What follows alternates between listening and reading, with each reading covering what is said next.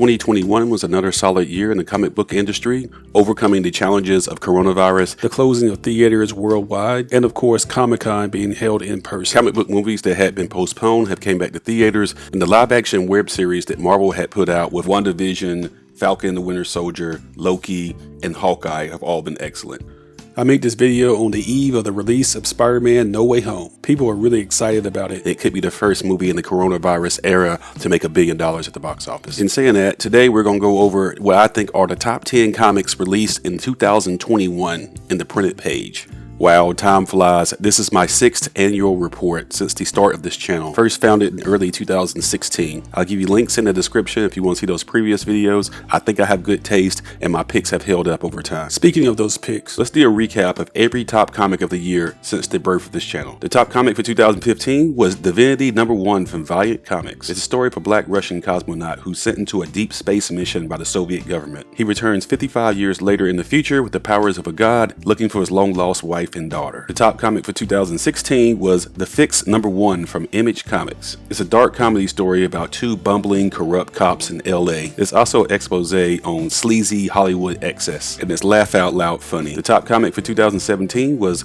God Country #1, also from Image Comics. It's a story of an old man with Alzheimer's in West Texas whose home was ransacked by a tornado one day. He not only survives, but he finds an enchanted sword in the wreckage. It restores his mental abilities and gives him superpowers, but he has to battle a literal god who lost the sword and wants it back. This is the breakout work that took Donny Cates from just another writer into a superstar. The top comic of 2018 was Analog #1, also from Image Comics. It's a near-future dystopian tale in which the big doxing has happened, where all the world's secrets are now available on the internet. So civilization must go back in time from the digital age to the analog age and have the most sensitive information protected by couriers called ledger men. And this is the story of Jack McGinnis, one of those ledger men, as we follow his dangerous world trying to keep nefarious people from that briefcase. The top comic of 2019 was Assassination #1, also from Image Comics. Hey, Image puts out some great stuff. It's a story of an organized crime boss who's the target of numerous assassination attempts that fail. He chooses to fix this problem by hiring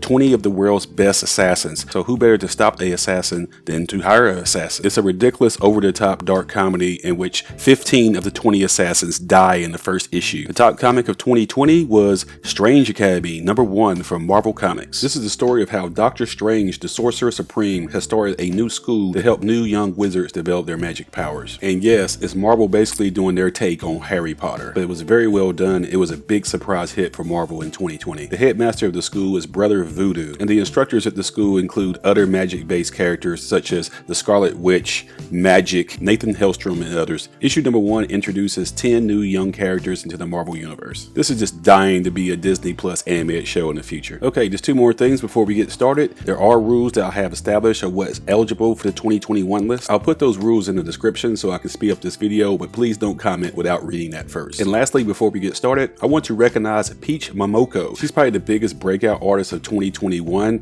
and right now I'm showing you some of her best work that she's done for Marvel, DC, and others. She's a great storyteller in her work, and of course she's inspired by anime, and the big 2 publishers have never really gone full tilt in showing their characters drawn in this style. And I think this is going to help blur the lines between traditional North American comics and the anime style comics, like the way Monstrous did when it first came out in 2015. Which is drawn by Eisner-winning Japanese artist Sana Takada. On the real, Peach does some incredible work, and she's cranked out a lot of material in a very short period of time. Her favorite of mine is when she drew Magic for her Strange Academy #1 variant. Alright, thank you for hanging in there through all of my babble. Be sure to keep supporting your local comic book store to keep printed comics alive. Virtually everything you're seeing in comic book movies originates in the printed page first. And now, without any further ado, I present to you the top 10 comics of 2021. Number 10. Milestone returns #0 from Milestone Comics, which is distributed by DC Comics. This is the return of the superhero universe taking place in the fictional city called Dakota. First created in 1993, and its emphasis was on African American heroes as lead characters, because let's face it, Marvel only seemed to care about Storm, Luke Cage, and Black Panther, and DC only seemed to care about Cyborg and John Stewart Green Lantern. One of the founders of Milestone is the late Dwayne McDuffie, who's also the co-creator of its 3 most important titles, Icon and his female sidekick sidekick Rocket. Hardware, a personal favorite of mine, and most famous of them all, Static, and was redesigned for his own animated series, Static Shock, which was a big hit, and it's clear to me that Static is a forerunner of Miles Morales. The Milestone Zero reboot basically is a mixtape giving all of these characters an updated origin, and what was true then and what is true now, they never shied away from heavy political subjects. Static's origin starts literally in the middle of a Black Lives Matter protest. So yeah, Milestone Comics is back, and this number 0 issue is a good starting point, but let's face it, I'm surprised it took this long for Milestone to come back, because the success of Miles Morales, who was created in 2011, started a wave of new young black superheroes, and not as sidekicks, but as lead characters. So thank you, Milestone, you were ahead of your time, and glad to see you back. Number 9. Essentia #1 from a new publisher called Wake Entertainment. It's a science fiction, futuristic, dystopian conspiracy action thriller. Taking place about 150 years in the future, it's the story of a walled city named Essentia and its sister city, Bethany. Essentia is a thriving metropolis which everyone wants to go to, but very few have access to. They live like kings while the people in Bethany are just getting by. However, there are strings attached. Who do you have to stab in the back or betray to either get to Essentia or stay there? It kind of reminds me of the movie Elysium starring Matt Damon. In that film, the Land of Milk and Honey was a space station orbiting the Earth that only rich people had access to. In this story, Essentia is still right here on Earth, but you're still not getting in. The publishers were able to get comic legend Jim Lee to do a cover for them, which looks like this. The interior art is very good as well. They're very good at architecture and showing the grand scale of this massive city. So if you like sci-fi, action, dystopian, then this is for you. Be sure to pick this up. I'm a big fan of the genres it's covering, and it did good on its execution, so it worked for me. Number 8. Geiger #1 from Image Comics. It's a near-future, apocalyptic action thriller. Judging from the cover, that's pretty obvious, right? The hero of our story is Tariq Geiger, a man who lives just outside of Las Vegas when a nuclear bomb goes off, and he tries to save his family by getting them in a shelter, but has to fight off his neighbors who are trying to steal it for themselves. His family makes it to the shelter, but he doesn't. He gets blown up in the nuke. But because comics, he doesn't die, he gets radioactive man-type powers. And no one else can come outside without a containment suit due to the nuclear fallout. But he can walk around with no problem. He is known as the legend of the glowing man to the people who did survive. There's no functioning government in the United States anymore, and warlords have carved out swaths of territory for themselves. The warlord that controls Las Vegas has recently passed, and his territory has been taken over by his spoiled brat, ill-prepared son. So he wants to capture the glowing man so he'll have more legitimacy in his kingdom. Geiger is the brainchild of Jeff Johns, who's the de facto editor-in-chief over at DC Comics. The story is more than awesome, and the art by Gary Frank is very well done. This post-nuclear fallout world is a weird mashup of medieval-looking dress along with Las Vegas gambling culture mashed together. If you like Mad Max, then you'll love Geiger. They both handle this genre very well. And by the way, he has a two-headed wolf dog as a sidekick. How cool is that? Number 7. Planet-Size X-Men #1 from Marvel Comics. This is one of the biggest selling single issues of the year. The main cover and the variants look awesome. This ties into the Hellfire Gala story, a 12-part multi-title crossover story. The mutant race, now all living on the sentient island of Krakoa, invite human dignitaries from all over the world to a high-level, very formal type of party to get Krakoa recognized by all countries with diplomatic relations, establish trade so they can sell their products like life-saving medicines so they don't have to sell them on the black market anymore. The event is hosted by Emma Frost, aka the White Queen, and everyone wears their best attire, so you see some new updated redesigns of some of your favorite characters. Planet-Size X-Men fits into this puzzle because while the event is going on, all of the Omega level mutants like Magneto, Storm, Jean Grey, Quentin Quire, Iceman travel to Mars to use their powers collectively to turn the barren Mars into a flush utopia with an atmosphere that you can breathe in. For example, Iceman and Storm team up to give a weather system to Mars that it never had, and their efforts are being live streamed back to Earth for the Hellfire Gala. These are the events that are documented in Planet-Size X-Men. You can best believe that this is going to be a real sour patch going in the future because the mutant race is seeking peace back on Earth with humans, but they're claiming Mars for themselves. In saying that, this issue is going to be a very significant event for future storylines in the X-Men universe. Number 6. Batman 108 from DC Comics. And you just can't have a top 10 list without a Batman title in it. And as you can see on the cover, it's the first full appearance of a new interesting character called Miracle Molly. The creative team of the writer James Tynion IV and the artist Jorge Jimenez are really killing it on the Batman title. And they are consistently adding new interesting characters to the Batman universe. Like last year when they added Punchline to the Batman universe, a new henchwoman and love interest for the Joker. In issue 107, which gave us a cameo of a new character called The Gardener. In issue 108, Batman is going undercover to try to break up a crime syndicate. And along the way, he teams up with Miracle Molly, who's basically a tech genius, who can basically build anything mechanical and weaponize it. It'd be like taking Batman's tech expert, Lucius Fox, and taking him all of his knowledge and putting it in the body of a young female who does field missions. So Batman is in a great place right now. The creative teams in his comic books are cranking out so much good material, they can make Batman movies for the next 200 years. Speaking of the Cape Crusader, his next live-action movie comes out March 4th, 2022, with Robert Pattinson starring in the lead role as Batman and Zoe Kravitz starring as Catwoman. It was supposed to come out in 2021, but it got pushed back by COVID. It's directed by Matt Reeves. I'm very excited to see this movie. And instead of trying to put Batman in a superhero universe, they bring it back down and make it more grounded in a real-world crime drama story, which I think works better for the character in live action. So the movies are in a good place now going forward, and the comics have always been in a great place. You should be picking up every new release of Batman, but issue 108 is a real standout. Number 5. Eve #1 from Boom Studios. Another sci-fi future apocalyptic tale. And in this future, the polar caps have melted, causing worldwide massive flooding, and it's caused new diseases that have wiped out most of the population of the world. Our hero in the story is a black female preteen named Eve. She was born and raised in a virtual reality environment, so when she's released, the real world looks nothing like what she knows. Her sidekick is a robotic AI, which is in the shape of a teddy bear. And she goes on a mission taking on dangerous terrain and monsters in a quest to save her real biological father. Eve is the brainchild of Victor Lavelle. He's an author who is also an associate professor at the Columbia School of Arts. He made some noise and got some acclaim in 2016 with Destroyer, also from Boom Studios. It's a story about an African-American woman who's the last descendant of the scientist Frankenstein, and she uses her ancestors' technology to bring back her 12-year-old son who was killed in a police shooting. As for the Eve miniseries, it's really good. You've seen these type of disaster stories before, but how many times has the lead been black? How many times has the lead been female? And how many times has the lead been a preteen in these type of stories? Well, Victor Lavelle's story gives us all three in one. So it's a creative, fresh spin on this genre, and you should be picking this up.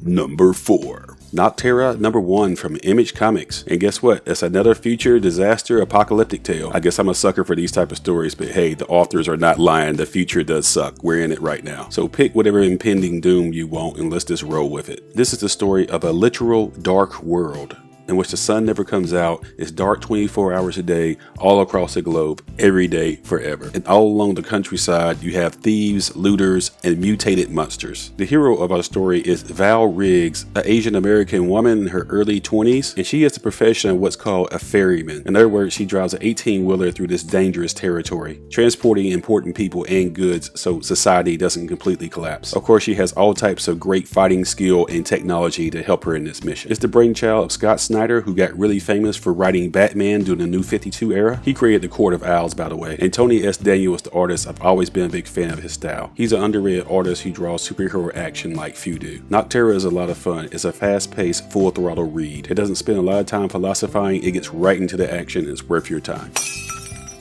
Number 3. Barbaric #1 from Vault Comics. This is a ultra-violent, over-sexualized, over-the-top spoof that pokes fun at ultra-masculine science fiction fantasy heroes. It's the story of a rough-and-tumble, super-masculine man named Owen who's on the bad side of a curse he's trying to break. His trusty weapon of choice is an axe, which is also sentient. It works as his moral compass and helps him make decisions, but only he can hear it. This axe also gets drunk off of the blood of war. A sentient weapon is a common trope in comics. Like the superhero Katana in DC Comics, her sword captures the souls of her victims. Let's state the obvious about Barbaric. It's a spoof of Conan, okay? It even has a variant cover swipe of Conan #1. As you can see, they're admitting it and they're not holding back on that. Vault is a very impressive indie who's putting out some great titles. They first came on my radar in 2017 with the title Heathen. It's feminist sci-fi action in which a female Viking warrior is going to end the reign of the god King Odin. In 2019, they put out the hilarious and sexually exploitive Money Shot, about a group of scientists and astronauts who get their funding from the porn industry by having sex with aliens and live streaming it back to Earth on pay-per-view. As you can see, they tell some very weird left-of-field type of stories over at Vault, and Barbaric is another hit for them and another feather in their cap. It received great reviews from critics like myself, found an audience and became a cult classic, and #1 was so in demand it went through 4 printings. If you like the barbarian genre or you like spoofs of comic tropes, then this is for you. Number 2. Made in Korea, number 1 from Image Comics. This story is amazing. It takes place several decades in the future. It's a future where humans are no longer able to reproduce, after some unexplained event and every orphanage is raided. So families are no longer able to produce kids or adopt them. So in its place, couples that have the financial means are able to buy an AI android designed as a child. And these androids are made in Korea, hence the name of the title. And our lead character in this story is a little girl android named Jessie, the most advanced one ever. Here's a few plot details so this makes sense. The story focuses on one of those childless couples, and they decide to show up for a birthday party for one of their friends who has an android son. The quote-unquote child is self-aware, but he does not really show emotion. He's more like a drone. The husband finds it to be very creepy. The wife thinks it's odd, but she might be willing to try this. Meanwhile, in Korea, we now focus on the company that makes these AIs, and the lead engineer on the project is trying to find a way to make them more higher functioning and have more human emotions such as love, guilt, shame, but he's afraid that his advancement will not get him properly compensated by the company because they'll own it because it was a work for hire. So he wants to keep it for himself and raise it as his own child. Security is too tight at the company to get it out of there, so he programs a prototype and sends this advanced version to the next family that orders one, which turns out to be that couple from Texas that I was just talking about. And that prototype turns out to be Jessie, our lead character. When she's first booted up and released, she's frightened and scared, but she eventually figures out the idea of family, and she accepts that she's their daughter. And she's a very fast learner as well, so they decide to send her to school, something that's never really been done for these type of AIs with real children. The event happened about 12 years ago, so there's no children under that age. They're alive now. So she does go to school, but all the kids shun her because she's just too smart. She has an unfair advantage. In her quest for acceptance at school, she almost gets tricked into doing some horrible event. And at the same time, the Korean engineer who designed her has come to America to try to reclaim her from the family, which was his plan all along, claiming that she's a malfunctioning prototype. This story is heavily influenced by Steven Spielberg's underrated film AI about a boy robot who's the first android who's able to express emotion. And it's just as good as Jeff Lemire's Eisner-winning title, Descender. The writing on this is incredible. The world building is fantastic. It was very hard stopping this from being number 1. If you like near future sci-fi or AI stories, then this is definitely for you. You're really going to love Jessie, and the story is going to pull at your heartstrings. Okay, thank you for hanging in there with me. Before we get to number 1, let's go over our honorable mention list. Music, please.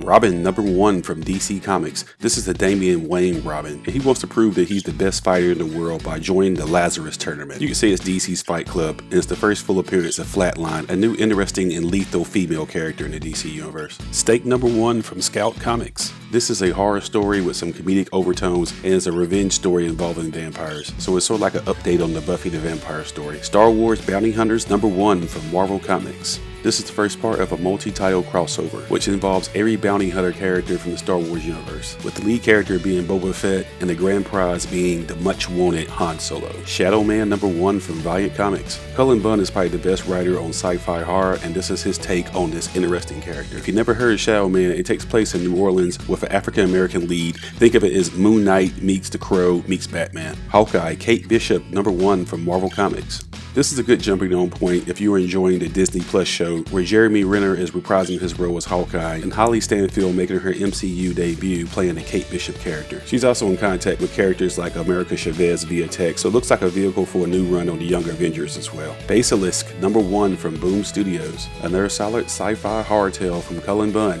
This guy's pretty good. He must really have some stories for his therapist, and I don't want to see his basement. It's about a group of 5 supernatural beings called the Crimea that terrorizes normal humans. One of them defects from the ranks and teams up with a past victim to take down the Crimea. The Citizen, number 1 from Action Lab Comics. This is a hilarious love letter to the comic book genre and is a spoof of the secret identity trope that's way overused and outdated. It's the story of a city where everyone has superpowers except for one man. So the heroes go out of their way to try to save this one guy because they're bored and there's no one else to save. The villain is a man called Catastrophe. He dresses up like a cat and has all kind of cat puns. Sometimes comics takes themselves too serious, so this is a good palate cleanser. Shadecraft, number 1 from Image Comics. This is the story of an Asian teenage female girl in high school who literally sees monsters in shadows. Her brother is in a coma, and she finds out that they're both linked together. This is created and written by Joe Henderson, who's the showrunner on the TV show Lucifer, and he also wrote Skyward for Image Comics. Marauders number 21 from Marvel Comics. This is part of that 12-part Hellfire Saga gala that I was talking earlier, which included the planet-sized X-Men issue. There's no superhero action you normally see in a superhero comic book, but it shows you the festivities of this invitation-only gala on the mutant island of Krakoa, hosted by Emma Frost.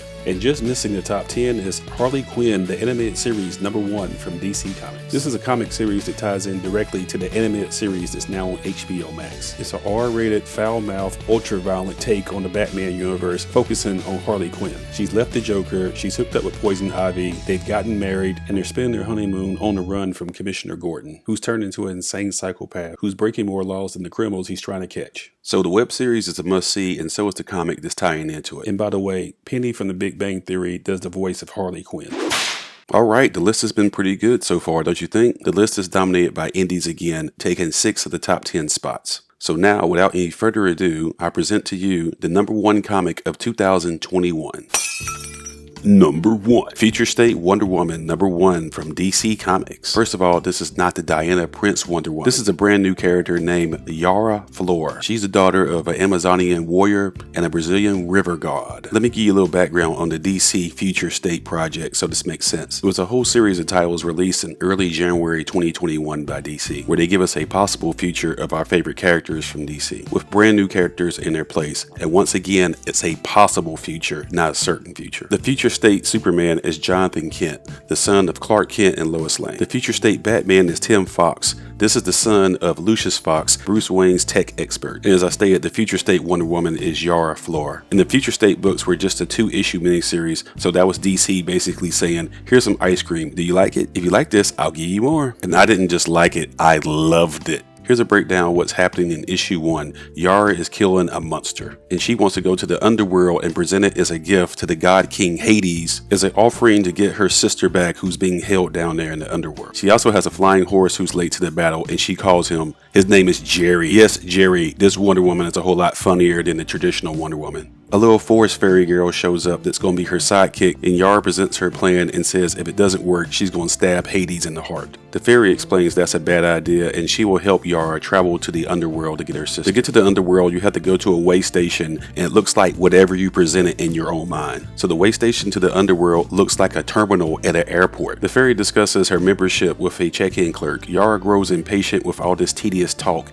and breaks the arm on a turnstile. After getting out of the way station, they have to go into a boat which goes down the river Styx. She doesn't realize that she has to pay money to get entrance, so she winds up stealing it from a sumo wrestler who's in front of her. A big brawl breaks out, and the issue ends with her having to fight a 3-headed monstrous dog. As you can see, this version of Wonder Woman jumps into horror comedy, and our lead character, Yara Flor, is more impulsive and impatient than Diana Prince is. And I loved it. It's the most fun I've had reading a Wonder Woman universe title in years. Yara Flor is co-created, written, and drawn by Joelle Jones. If you've been watching this channel for a while, then you know that I've been giving her a ton of praise. She first got famous as the co-creator, writer, and artist of Lady Killer, about a secret female assassin for Dark Horse. DC snatched her up and put her on Catwoman, where she also was the writer and artist combo for that too. The best variant covers for this miniseries were drawn by Jenny Frizen, who had her breakout fame doing Wonder Woman cover B variants. So the ladies are in charge of this project, and they run it, and they're doing a great job. This character was an instant hit, so they spin her off into her own title called Wonder Girl, obviously written and drawn by Joelle Jones. They call her that because it takes place in the past where Wonder Woman is still around. Future State takes place in the future where Diana Prince is no longer around, so Yara Flor assumes the role of Wonder Woman. And by the way, Yara makes her first cameo appearance in Dark Knight's Death Mail number 7.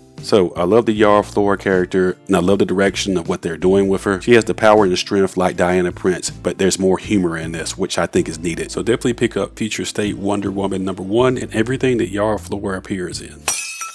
Okay, that concludes my list of the top 10 comics of 2021. Go to the comment section and let me know what you think of the list, and be sure to post your own top 10 there. You know the drill. Be sure to subscribe to this channel, give the thumbs up, and share these videos on social media so others learn about the Comic Power channel. And once again, thank you to my subscribers and my viewers who support Comic Power. Until next time, this is Comic Killer 72 for Comic Power saying bye-bye.